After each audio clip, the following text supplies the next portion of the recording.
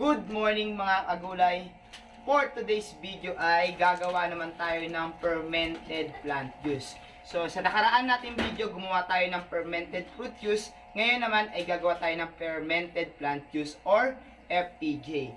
So ano-ano nga ba yung mga kailangan natin sa paggawa ng fermented plant juice? So pwede tayong gumamit ng mga gulay. So meron tayo ditong malunggay, kangkong, at talbos ng kamote. So, ito yung gagamitin natin sa paggawa ng fermented plant juice. So, meron din tayong molasses. Kung wala tayong molasses, pwede tayong gumamit ng mga pulang asukal. So, meron din tayo ditong timba na lalagyan ng mga hiniwa natin. Siyempre, kutsilyo, sangkalan, Manila paper na gagamitin natin pantakip, masking tape at ballpen na panglalagay natin sa label niya.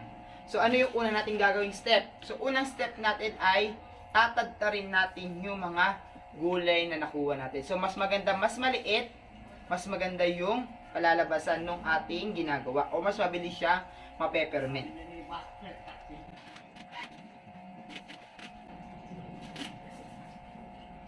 Itong fermented plant juice na to ay ginagamit natin upang ma-boost or mapaganda yung mga halaman natin. Ito ay mayaman sa nitrogen. So ito ay nagpapaganda ng ating mga halaman. Bukod sa malunggay, kangkong at kamote, maaari din tayo gumamit ng sahan ng saging at ng kakawate o madre de cacao. So yun yung mga pwede natin gamitin. Pwede rin tayong gumamit ng dahon ng ipil-ipil kung wala tayo ng mga gantong gulay sa paligid ninyo.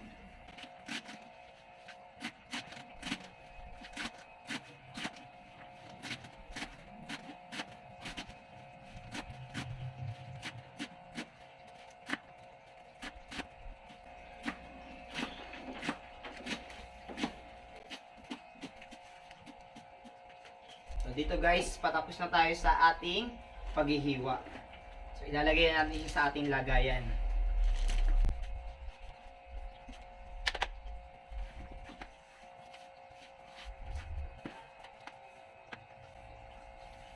So para maganda yung pagkakahalo ng molasses niya, so hindi mo natin ilalagay lahat ng mga hiniwa nating kangkong at yung iba pang mga gulay. So kalahati lang muna ng lagayan natin.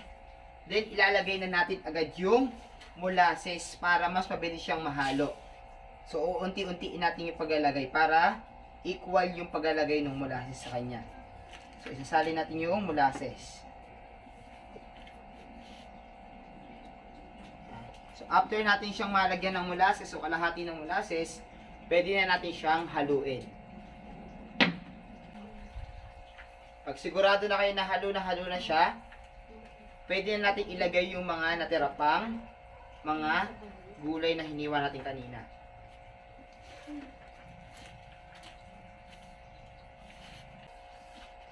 Kapag nailagay na natin lahat, ilagay na natin yung natitira pang molasses.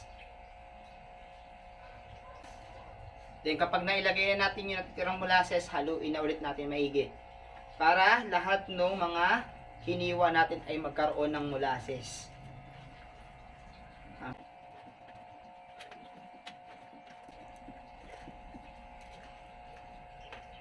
So, after natin siyang mahalo sa molasses, so bago natin siya takpan ng Manila paper, make sure na punasan natin yung paligid ng balde natin. So, bakit nga ba natin kailangan punasan? So, para yung mga tulo-tulo ng molasses o yung mga matamis sa paligid niya ay mawala. Kasi yan yung magiging cause ng pagpunta ng mga langgam, ng mga ipis, na maaaring makasira sa ating ginagawang fermented plant juice.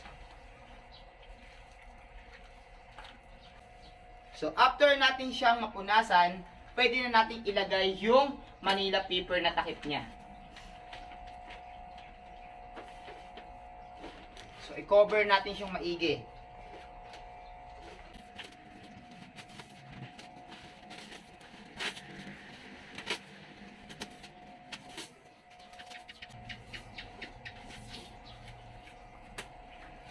So, after natin siyang takpan ng Manila paper, at nasigurado na natin nakasil yung paligid niya, pwede na tayong maglagay sa kanya ng date kung kailan siya ginawa. So, ang date natin ngayon ay 18. So, lalagyan na natin siya ng date kung kailan natin siya ginawa. So, 08 18 2023. So, ito yung magsisilbing tandaan niya kung kailan siya ginawa at ilalagay na rin natin kung kailan siya pwedeng i-harvest. Yung gantong mga fermented plant juice ay tumatagal ng 7 to 30 days sa pagpe-ferment sa kanya. Depende sa hiwa natin. Kaya mas maliit yung hiwa or mas maganda yung mas pino, mas mabilis siyang ma-ferment, mas mabilis nyo siyang magagamit. So, expected date natin ng pag-harvest sa kanya ay sa 25. So, after natin siyang malagyan ng date kung kailan siya ginawa at kung kailan yung expected na harvest natin, pwede na natin siyang ilagay sa storage room natin. So, mas maganda ilagay natin siya sa malamig at doon sa madilim. So, dito na natin tatapusin yung ating video. So, i-update ko na lang kayo after ng 7 days. So, maraming salamat sa mga manunood.